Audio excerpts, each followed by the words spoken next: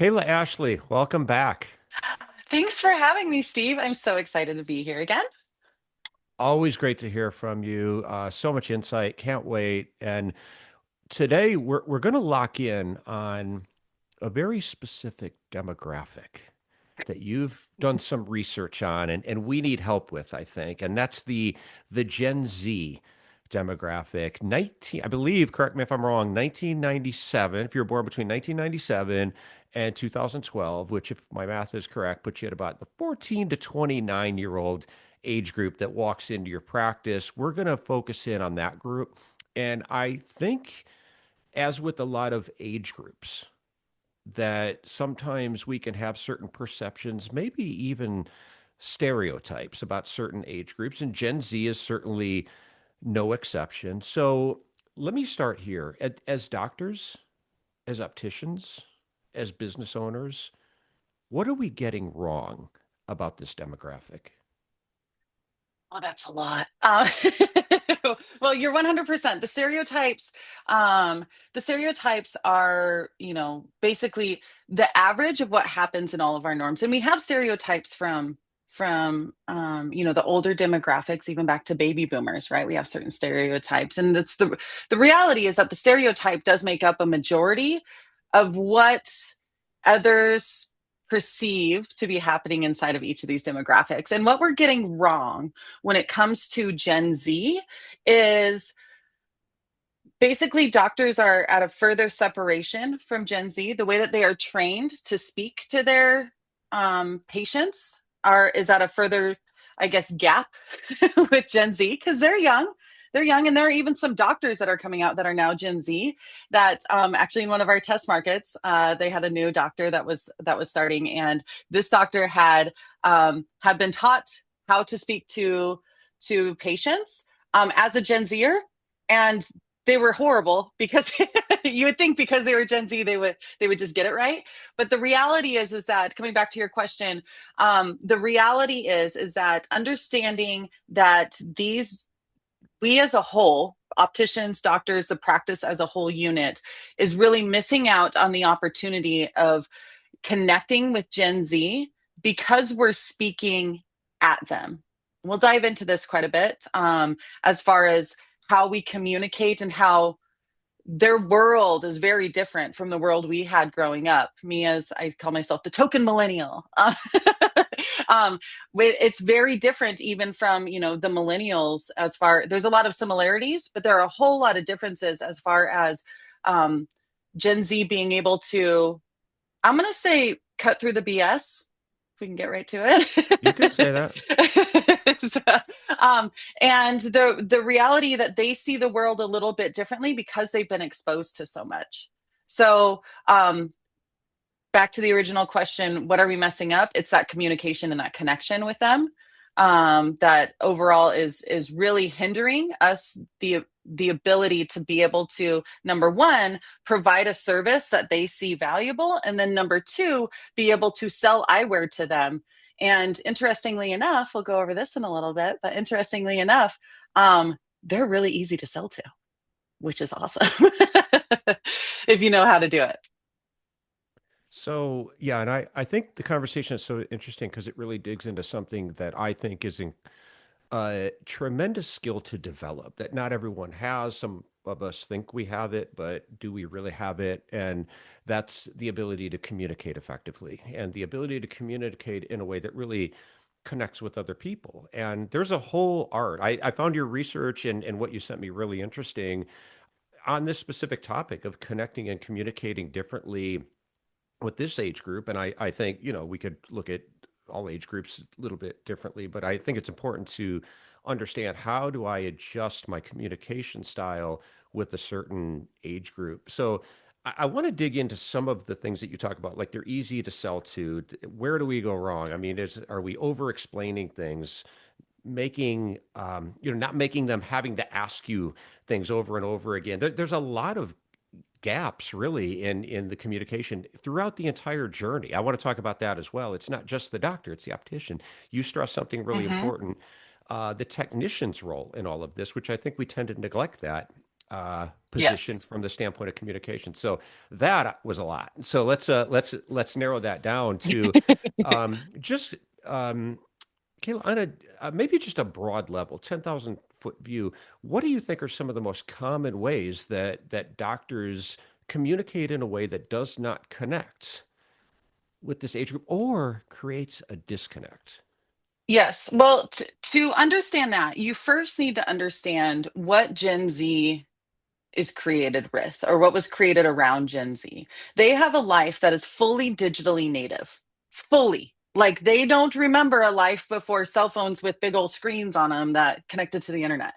That's the reality that they have. They will never know a time before the internet. We can all remember a time before, right?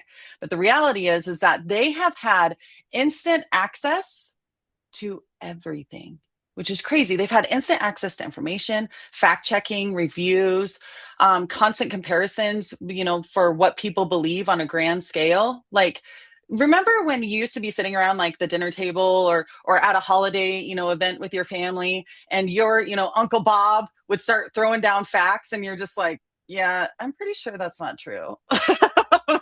but we call them dad facts around here. My husband will turn around and tell my boys, and they'll be like, yeah, that's a dad fact, that's not that's not a real thing. And so the reality is that up until this generation, we just kind of would roll with it. Right now they fact check everything, they'll Google everything. And my boys were floored when they found out I was older than Google. I was like, I know. But then they threw Hmm. it back at me like, why aren't you smarter than Google? No, someone who's going to get grounded. No, I'm just kidding. But the reality is that understanding that they've had this instant access to all of this stuff all of the time, they are hyper aware of what is going on in this world, like super hyper aware. They can spot inauthenticity really quickly, right? They can spot it really fast because they've been able to see the difference between AI, not AI.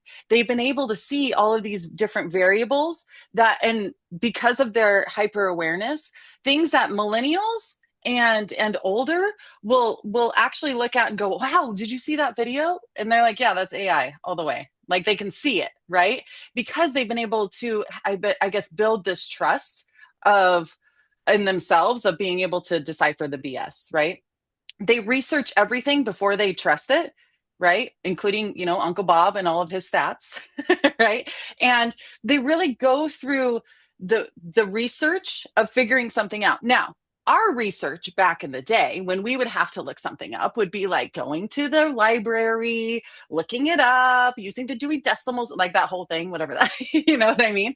But now they can instantly look up things very, very quickly, right? So they will call out or they will identify fakes or BS rather quickly. Now, here's what's really interesting: understanding that they've had instant access to everything, understanding that they're super hyper aware. One thing that I realized in my kind of like research and doing all this stuff. Have you watched the movie Good Will Hunting? I Yes. have. Okay. so so Will in Good Will Hunting, right, is a super genius who has, read all of these books, done all these things. He's very intelligent, has the street smarts as well, but he doesn't have the experience. And there's this really like pivotal part of Good Will Hunting where Robin Williams is talking to Will, and he's saying, hey, Will, like, you need to understand, like, you've read every bit of history about wars and everything else, but you'll never know what it's like to be on the battlefield and actually see your comrade die, and that fear and that everything else. And he gives all these other analogies too.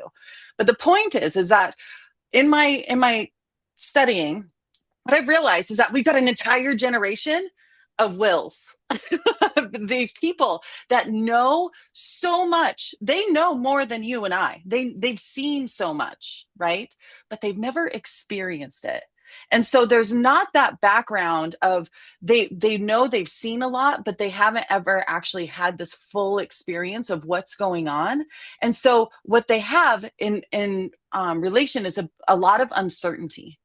And the reality is that in today's society, kids basically need we might look at them and say, oh, they have, a poor work ethic, or they don't know how to do this, or they don't know how to do that, and they're very sensitive. Well, what they really need is a literal instruction on what to do and where to go next, because they have been continually, this is what's really crazy, and this is, if you take nothing home today from learning about Gen Z, understand that they have been continually judged and compared continually. Us growing up, it was us, basically, you got compared to your cousins when you were at holiday dinners, right? And you got compared when you would open up a magazine, right? I remember that growing up. Oh, girls are comparing themselves to the girls in magazines. Okay, how often would you pick up a magazine versus all of the content that's coming through on that phone all the time? Crazy to think about, right? So they have a lot of, I'm going to say, lack in confidence in being able to move through life because they've seen a lot, but they haven't experienced it. So going back to how we as doctors and, I guess professionals as a whole, because we'll go over kind of how we can make this impact from the moment the patient walks in the door, but understanding that this generation has really impactful desire to want to know and to want to experience things. The other thing, this generation loves customization, loves it. Now, here's one really great thing. They love customization. We make eyewear. Eyewear has been customized since the beginning of time. We just haven't marketed it as such, right? So having that relation with understanding they're desiring customization, they're also desiring, like I said, so experience, customization, and then they're also desiring basically guidance. They want to know what's going on, but they don't want to be told all of these, I guess, stupid bits of rhetoric that I will say that we give in the exam room. So and we can go over it if you would like, from the handoff in the exam room, from the prescribed recommendation, or sorry, from the prescribed recommendation in the chair to the patient, we need to modify that. We need to modify the handoff when we are actually making that handoff to the optician. And then the opticians can really maximize that communication as well with our Gen Z patient. So I've been talking a I lot. I get on my I little didn't soapbox. stop you though. It was all valuable, I, every single word of it. I know you're passionate about this, so I appreciate that. Three things about that I want to break down a bit. Once, as you were talking about the how the Gen Z, you said they have access to a lot of information. They know a lot. I didn't have a phone growing up. It wasn't a thing so much later in life. So I didn't have that thing in my pocket all the time, but I have kids where you're constantly like, stop looking at the phone so much. But their world is dominated by reels and shorts and quick bits of information that they don't have to go to the library and search for. So I'm curious, um, if your research or even just your own thoughts on this would point us in the direction of being more succinct with explanations. I was taught a way that I genuinely think, and this might get me in trouble with some doctors, I think there's something from school that doctors need to unlearn, and it's this. The idea that's the amount of time we spent educating on something correlates with the chance and odds that that patient will do it. If anything, that's flipped around backwards. What research actually shows is that the more confusing and complicated we make it, the less likely they are to follow through.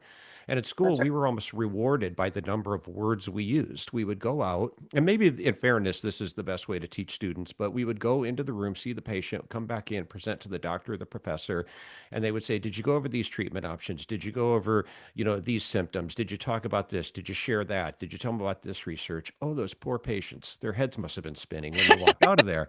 But it's even more magnified now with this age group that is so accustomed to getting information easily accessible, but also very quick. Like they don't want to Yes. read a white paper. They want to get it. And now AI is even amplifying that even more because you don't have to Google stuff anymore. You get it, and it's only getting better. So there's that.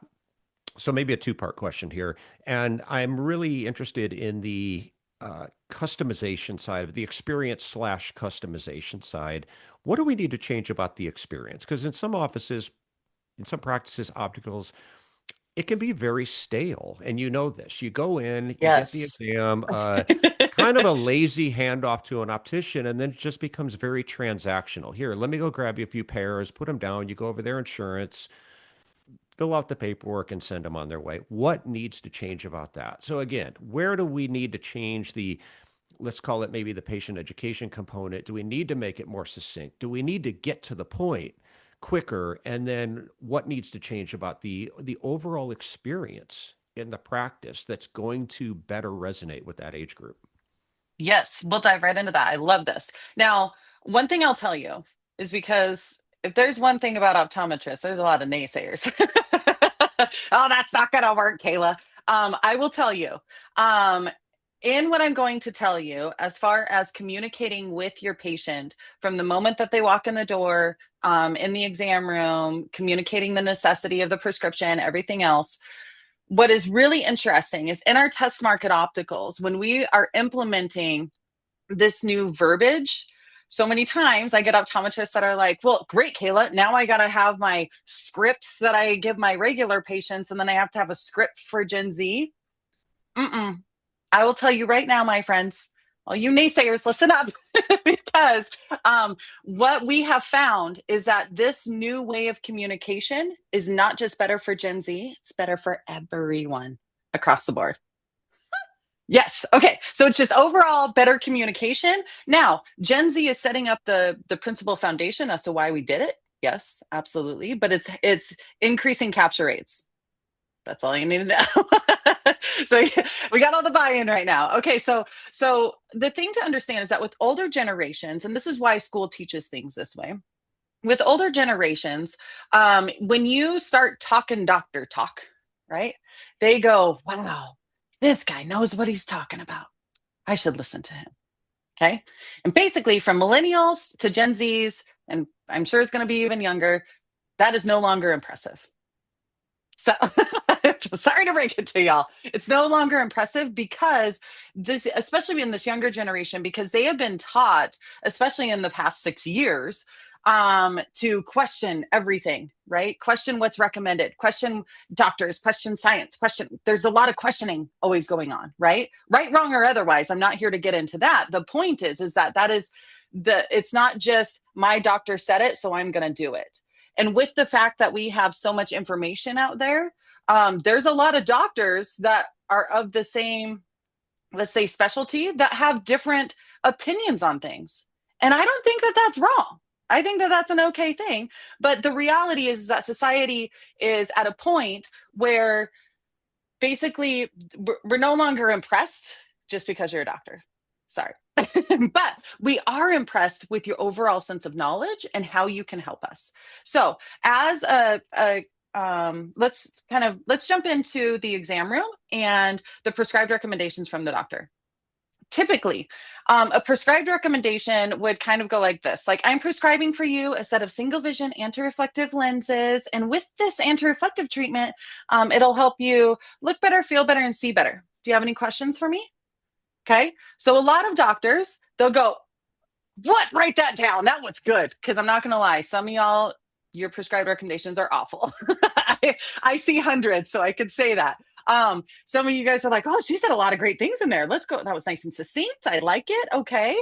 Well, the reality is that even if we're prescribing a set of progressive lenses and then we go, okay, patient, I'm also going to prescribe for you a set of computer lenses. This is going to help when you're at your desk all day. I'm also prescribing you a set of sunglasses, right? So we've got our multiple pairs in there. Many of us, and I have taught for years with Spexy the prescribed recommendations with speaking to the patient about in that way. Okay. I am now changing that. I'm not above anything. I'm always learning too, right? The way that it needs to be now is on such a more refined level. I just want you to listen to this because it's really, really helpful. Okay, ready? So prescribed recommendation. All right, patient, based on what I'm seeing, the healthiest option for your eyes will be custom lenses that can be worn full time and are adapted for using technology. Did I say anything about anti-reflective treatment? Did I say anything about, specialty lenses or anything else? No, but so far we've actually captivated our listener because from what I'm seeing, We've got the healthiest option for your eyes, and they're custom lenses that can be worn full time and are adapted for you using technology. These are like all the most important things to them, right? Because their phone, they don't go 5 minutes without looking at that damn thing, right? So the technology matters to them. The fact that it's customized and the fact that, devices basically are part of life. That's when we go into, listen, our eyes were not meant to be on devices all the time. And I'm not here to tell you to stop using your phone because I use mine too. But the reality is that our eyes are overworked and strained from looking at our phones because that's not what our eyes were meant to do. So the lenses that I'm prescribing for you today are customized to allow for your eyes to feel more relaxed when you are using your devices, and many feel that they have more energy overall because their eyes are less tired. What are your thoughts on that? What? Like, we have not said a darn thing about, necessarily a progressive. Granted, this is my single vision one, but we haven't said anything about single vision what? Because ultimately, I call it single vision what? Because we know the term single vision. When a patient hears single vision, they're like, wait, what? Because I have two eyes. What's single vision? What? We don't even need to use that in our prescribed recommendation to the patient.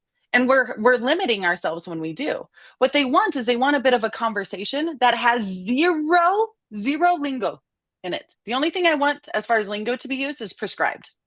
And so breaking that down in such a way really allows for us to then go into what I call the three-peat. So you should be, if you are not already, doing a three-peat. The three-peat is that when your patient is back in the exam room, you are giving them your prescribed recommendation without any lingo. And if I need to repeat that other one, I will. But without any lingo at all. Then when you are doing your handoff, if you're not doing your handoff in the exam room, please start doing it. We are finding that we are having higher capture rates by about 15 to 20% when handoffs are being done in the exam room.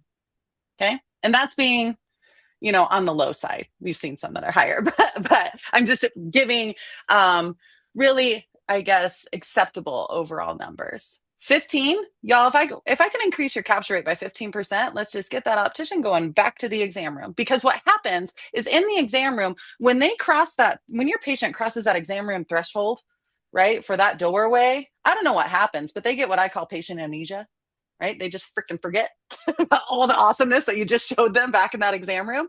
So if you can start the handoff in the exam room before they cross that threshold, there are a bunch of other factors that play into this. But the reality is that your patient is more in a listening and approachable state rather than you walking them out to the optical and doing the handoff in the optical. They're automatically, at every step they take closer to the optical, they're putting up their little wall, right? They're building that wall of like, I'm not going to buy, don't say yes, don't look at them, don't make eye contact, right? That's kind of what's going through their mind. The reality is that they will continue to listen to what you are prescribing at that moment. And so have the optician come back to the exam room. And then that's when we, obviously introduce our optician, say, all right, this is my fabulous optician, Jenny. And Jenny, I've prescribed a custom single vision anti-fatigue lens, with anti-reflective treatment. And this is going to be the healthiest option for his eyes right now. And so we're going to go ahead and get him into a set of those. And we're also recommending a set of sunglasses for him as well. So if you can just go ahead and go over some different options with him, that would be great. Okay. So the only time that lingo comes in is on the second part of the three-peat. That's the only time we're using actual industry eye care lingo. They don't know what anti-reflective treatment is. They don't know what single vision is. Progressives, they call transitions half the time. It's all a moot point, because what we need to make sure of is that the patient really understands what's going on in the exam room.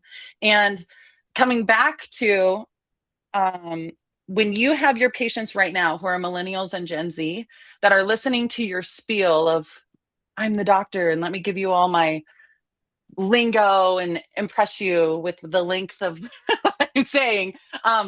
Ultimately, what's happening is that millennials will often question, like, I don't understand. Wait, tell me that again, right? They'll often question it. Gen Z, the scariest part is they won't question. They'll nod their head. And when you say, do you have any questions? They'll go, no. Because what they think is that you have You're basically, you think that you're better than them. That's what's going through their head. And they're not going to question it because they don't want to be judged of not knowing. And so they'll just nod and they'll silently walk away. Where the millennials, again, would kind of like confront. Gen Z won't do that. And to me, that's the even scariest part. That's the most scary part of working with my doctors is that they're like, well, Gen Z doesn't have any questions. Gen Z doesn't bring anything up. Gen Z, yeah, I know. They just talk with their wallet. They just walk out. So that's the scariest part to me, but it's very important to modify our communication. And again, this helps with all generations, not with just Gen Z. I'm glad you said that because that was actually my last question. As we got through this, I was going to ask you, is this really entirely unique to Gen Z, or are we just talking about a better way to communicate in general? So, again, so much great stuff to unpack there. And where you landed on nodding your head, that's been found to be the number one source of miscommunication between doctor and patient is the head nod. Was doctor, and I've had doctors say that to me before as well. I know they agree with me because I watch to see if they're nodding their head up and down. All that is a polite gesture to let you know that they're listening, right? That's not a nod of agreement. So yeah, it's a dangerous premise to assume that they're on board or aligned with you just because they're nodding their head. And again, I just love the conversation around removing the lingo because when we look at non-compliance, the data is really interesting on that. And what it points back to is the number one reason, there's multiple factors here, but why don't patients do what you want them to do? Why don't they comply? When you congregate or bring all the data together, the number one reason they came up with is complexity.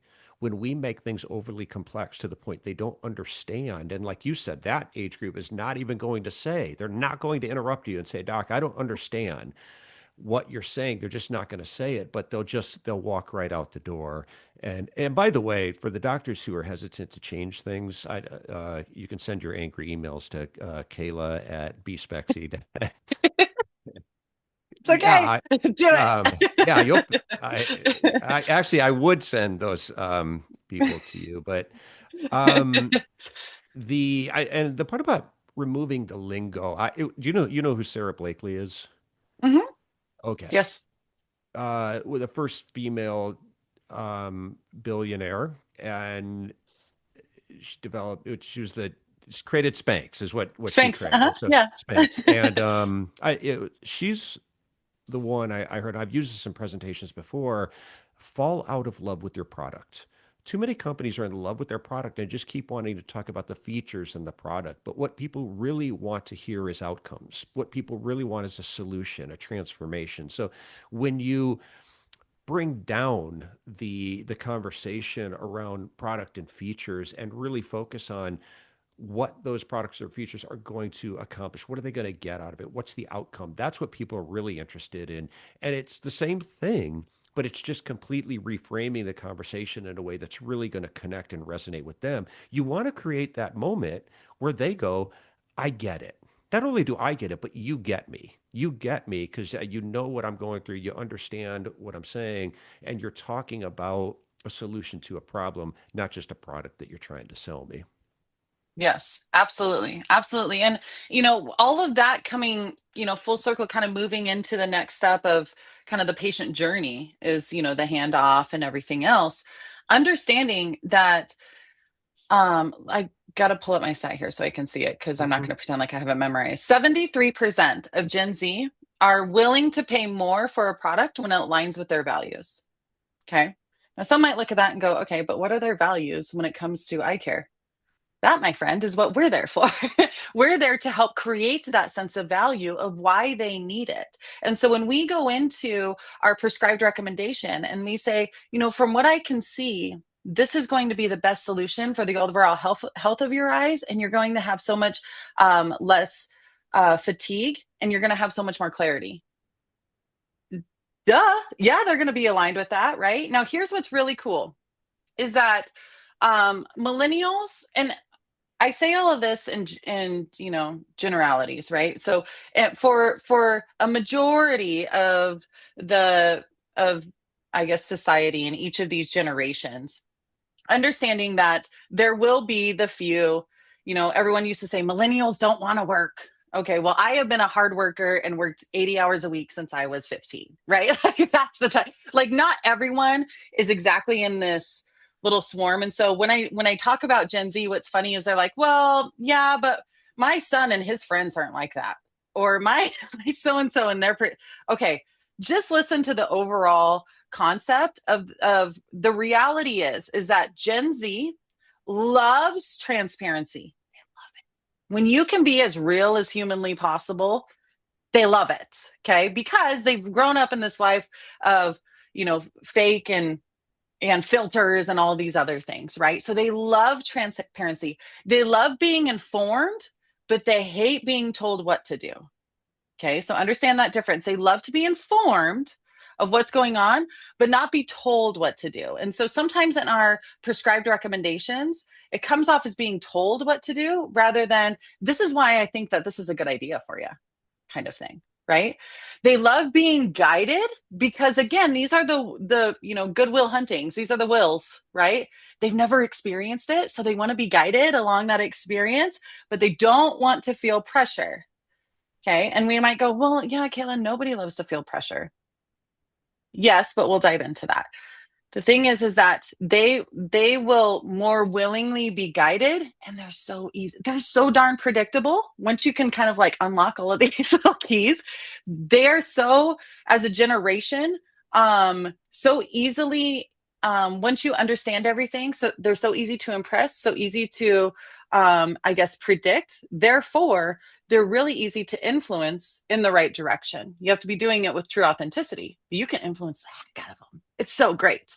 Okay, so two other things I want to talk about is customization, right? We kind of punched on that a little bit earlier. So with the customization of our lenses, we've always been making custom lenses. Tell me what set of lenses that we have made at a lab that are not custom. They're all pretty much custom, right? Unless you're just pumping out some readers, they are all customized at minimum, even if it's, spherical lenses that we're throwing in there at minimum as to where the pupillary distance is and the optical center and everything is in the lens, right? So we are creating custom product all the time. And the thing to understand is that this generation loves custom and they're less influenced by brand hype, way less influenced. So, what was cool back in the day is not cool anymore. I think that's something that's usually generationally, right? Compounding, but understanding that us being able to have a product that's completely customized for them. And then understanding that this is a generation that is willing to pay more for a product that aligns with, what they see as valuable. That's a huge deal. So, how do we go about basically influencing this in our opticals? And the way that we go about doing this is really understanding in our handoff that we're explaining why, we're showing them, their clear vision. We're giving them a brief explanation of why this is the healthiest option. We're telling them why they should care. And then it's up to them on do you care about your eyes or not, kind of thing, right? Without the pressure. It's just all in conversation. And so when we go about understanding then that we're moving out to the opticians that are going to talk with them about a customized lens and then, basically validate what the doctor said and then basically repeat and I guess validate what the doctor said and repeating what the doctor said in your own terms, opticians who are listening, please make sure you are not using verbiage when you're saying, all right, so in talking with doctor, it sounds like doctor has, prescribed for you some lenses that are really going to help with your overall clarity. They're going to help with glare. And, my job is to help you find a frame that you absolutely love. So let's go ahead and get started. And so that kind of conversation is much more influential overall to patient success rather than kind of having that pressure, right? Now, one thing I do want to hit on is really understanding when we're out in the optical, something that's been very, very, very beneficial is frame selection trays. Okay. I know we're all fans here of Dr. Jen Stewart. Love her so much.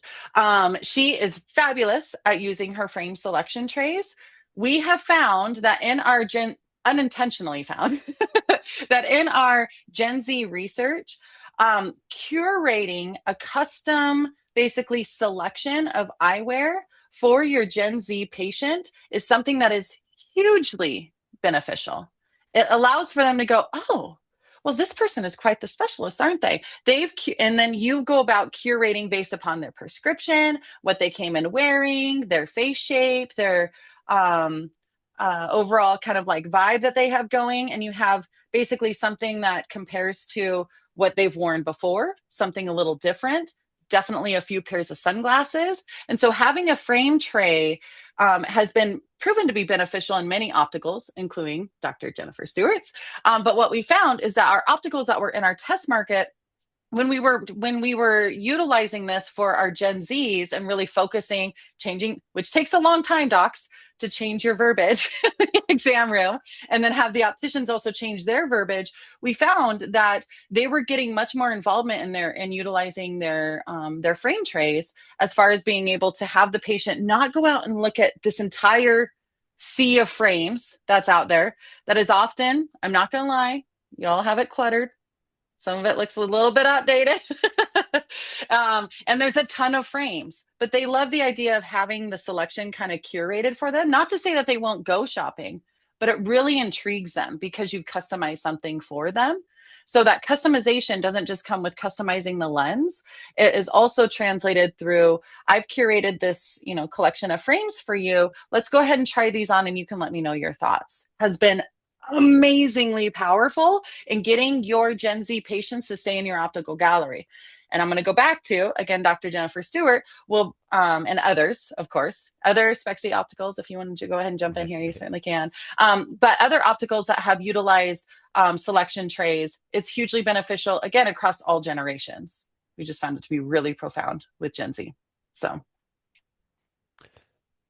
What you said about Gen Z not wanting to be told what to do, I think is pretty universal to human beings. And this is something I've always had an issue with. Do you know how sometimes you hear things over and over? You read it in articles, you see speakers get up, and you hear it over and over to the point where I think people just start to naturally accept it. But there's that voice in your head that goes, this doesn't sound right to me.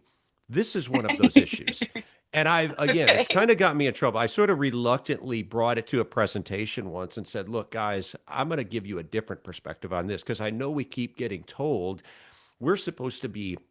Hey, I'm all for being confident. I think doctors should be confident. I think opticians should be comfortable and confident in making recommendations. But the idea that we're supposed to prescribe in a way that pulls autonomy away from the patient, it almost sounds like don't recommend, prescribe. If you want someone to buy three pairs of glasses, just prescribe it. Well, A, people don't want to be told what to do, and B, it doesn't work because you can prescribe 12 pairs of glasses, but they're not going to buy them. I'm a much bigger believer in the data supports this, that guiding people, understanding what's important to them, and then guiding them toward that solution is a much more seamless way to do it, a much more it removes a lot of the friction that people have. But I love what you're saying about Dr. Jen Stewart in terms of, and I'm hearing the concept of a seamless experience. And you talked about it when you referenced the handoff happening in the exam room, that when somebody gets outside of that exam room, it's possible that a wall goes up. I think the same thing happens in the optical. They get out into the optical, right? And what happens? Everything's kind of going along good. And the optician says, okay, go look at frames. And you look around at 800 frames. Again, it's an opportunity for a wall to go up because somebody can just say, well, this is kind of overwhelming and nobody's helping me. So I think I'm just going to take my prescription and I'll think about it. Those, very expensive words because a lot of those people don't come back. And when they do, they don't spend nearly as much money. Talk about amnesia. Amnesia will happen 10 times the patient who walks out the door and comes back a week and a half later. They're really forgot much of the things that they were taught. So what I'm hearing you say is create a seamless experience from the minute the patient walks in the door. I know your data talks about the technician's role as well, from the technician, probably the front desk person, to the technician, to the doctor, handoff in the exam room, up to the optical, creating a customized experience out there with the frame trays like Jen Stewart does, and then obviously back to the checkup. But am I on the right path here with that seamless Yes. theme to what you're talking about? Yes. Well, and I like how you talk about rather than, pushing multiple pair, pushing all of these things, you talk about guiding the conversation. Now, here's, in guiding them, through the conversation on different things. Well, I'm going to take it a step further because you're 100% right. I'm going to take it a step further and say you, as the doctor, have control to guide them and the rest of the team as well, to guide them on what the conversation is like. So your questions will influence the conversation. So I encourage doctors and pre-testers, our techs and opticians, to use certain questions to influence parts of conversation. Now, I don't want everyone asking the same question because that is really, contrived. We want to make sure it's authentic. But understanding, doctor, back in the exam room, if you're like, hey, what do you got going on this summer, patient? Tell me a little bit about you. What's going, diving into these questions that are going to get you to a certain answer. So, for example, okay, patient, tell me a little bit about your workday. Oh gosh, I'm in front of the computer the whole time and blah blah blah blah blah blah blah. Okay, well, tell me a little bit about your computer screen. Okay. Now we're understanding that they've got this massive computer screen in front of them, that we can give them the understanding that progressives ultimately, as a first time progressive, where they're going to be suitable for most things in life, but the computer isn't going to be one of them. And so the computer, having a set of computer lenses, is what people in their exact same situation often do, is have a set at their desk to be able to have that computer progressive there to maximize that big screen. So you can ask these questions to guide that conversation. Same thing with sunglasses. So if I find out that my patient who's here, who's, a fun, active 45-year-old, who's now I'm going to prescribe progressives because their eyes need it, right? We're presbyopic, getting in there. And so then we also have their computer that we just talked about. And then we talk a little bit about, what you're going to be doing this summer. Oh, we're going to be going here. We're going to be going there. Okay, great. Understanding, you mentioned that you're going to be going to the Bahamas this summer and that you're going to be reading on the beach. I want you to understand you're going to love these progressives. So you're going to find that you're going to want that additional reading power in those lenses for even your sunglasses. So understand that we can make, I'll let my optician Jenny take care of this, but we can make progressive sunglasses. We can do a kind of aligned bifocal in there so you can make sure that you can read, while you're sitting on the beach. Having these conversations, understanding that they were the ones who brought it up because you were questioning it, then being able to drive home and mirror back to them the conversation that you were just having and creating a solution, that in and of itself is so much more powerful, rather than I'm prescribing for you a set of progressives, I'm prescribing for you computer lenses, and I'm prescribing for you, sunglasses. And I'm also going to, let me make a little bit of an approach back to where we were before, where we said, the longer you speak, the better things are, right? I'm going to kind of dovetail back to that conversation really fast, because understanding that this is a society now, not just generation. This is a society that works in 20-second videos, right? Everyone's like, you got to keep their attention, go really fast. Okay, this is also a society that will binge watch a Netflix series for days, right? So understand, if you're communicating with them something that is important to them, something that is about their life, you can go on, with it for a while.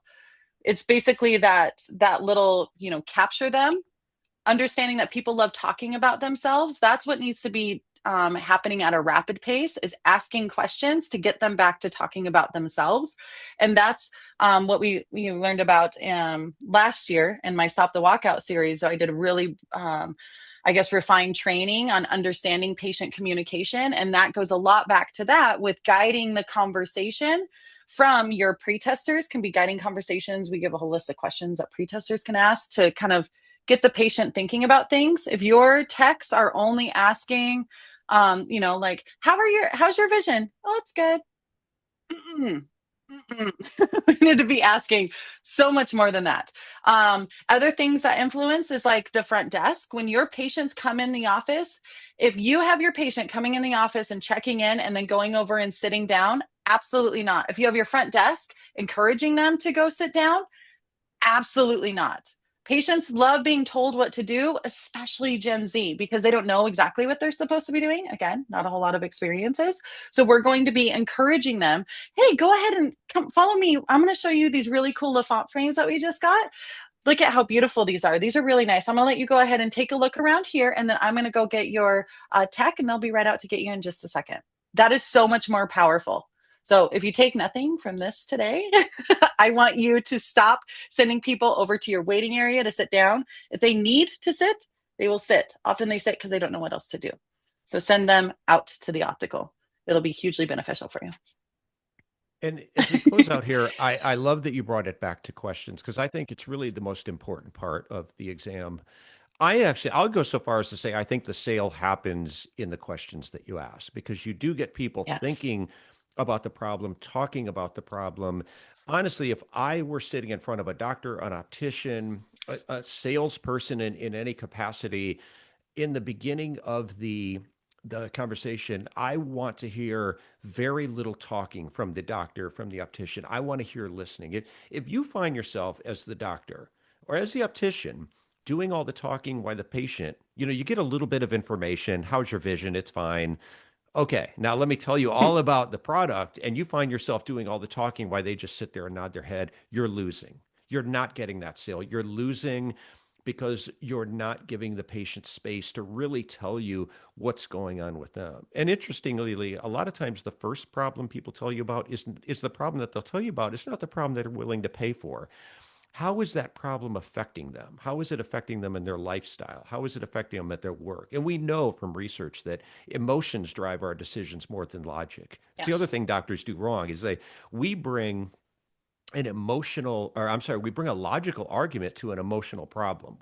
We want to fix it Yes. with glasses. What we don't understand is how is that really affecting you in real life? So you can only really get there by listening, by asking better questions and listening. And I think it's so important. And we all have to work at that. I found that I'm a lot better at that now in a consulting capacity than I was as a doctor. But I've also found that when you do that, people start to open up and give you a lot more information. You understand It's them true. better, and you have so much more impact on the only thing that really matters: outcomes.